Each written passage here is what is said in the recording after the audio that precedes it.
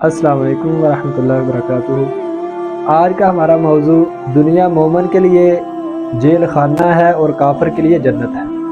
نبی علیہ الصلاۃ والسلام نے فرمایا الدنیا سجن المؤمن، دنیا مومن کے لیے جیل ہے، و جنت الکافر، اور کافر کے لیے جنت ہے۔ امام شافعی رحمہ اللہ تعالی ایک امیر ترین گھرانے سے تعلق رکھتے تھے، تو پہلے زمانے کے اندر بہت پیارے گھوڑوں کے اوپر سفر کر رہے تھے، تو راستے کے اندر ایک تیل بیچنے والا انسان ملا۔ اس نے کہا کہ آپ کہتے ہیں کہ دنیا مومن کے لیے قید خانہ ہے اور کافر کے لیے جنت ہے، تو ہم کافر ہیں، سارا دن محنت کرتے ہیں، مزدوری کرتے ہیں، بڑی مشکل ہماری زندگی بسر ہو رہی ہے، آپ سکون کی زندگی گزار رہے ہیں، تو یہ ہمارے لیے تو قید خانہ بنی ہوئی ہے، آپ کے لیے جنت ہے۔ امام شافعی رحمہ اللہ نے بہت اچھا جواب دیا۔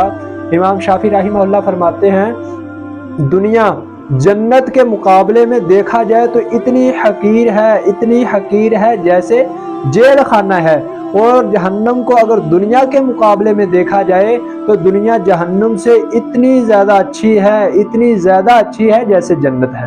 تو نبی علیہ الصلاۃ والسلام نے فرمایا الدنیا سجن المؤمن و جنت الکافر، دنیا کافر کے لیے جنت ہے اور مومن کے لیے جیل خانہ ہے۔ ہم دنیا کو اتنا اچھا سمجھتے ہیں، ہر چیز دنیا کے لیے لٹا دیتے ہیں۔ اللہ کے نبی صلی اللہ علیہ وسلم نے فرمایا الا ان الدنیا ملعونہ، خبردار سنو دنیا ساری کی ساری ملعون ہے، ما فیہا، اور جو کچھ دنیا میں ہے ہر چیز ملعون ہے، ہر چیز کے اوپر لعنت کی گئی ہے سوائے اس چیز کے جو اللہ کا ذکر کیا جاتا ہے، یا عالم کے یا متعلم کے سوا دنیا ساری کی ساری ملعون ہے۔ اللہ کے نبی صلی اللہ علیہ وسلم نے فرمایا دنیا کی مثال آپ نے دی۔ آپ علیہ الصلاۃ والسلام نے فرمایا تم میں سے اگر کوئی انسان اپنی انگلی سمندر کے اندر ڈبوئے، پھر انگلی کو نکالے، دیکھے بماذا یرجع، اس سمندر کے پانی سے اس کی انگلی کے ساتھ کتنا باقی نکلا ہے۔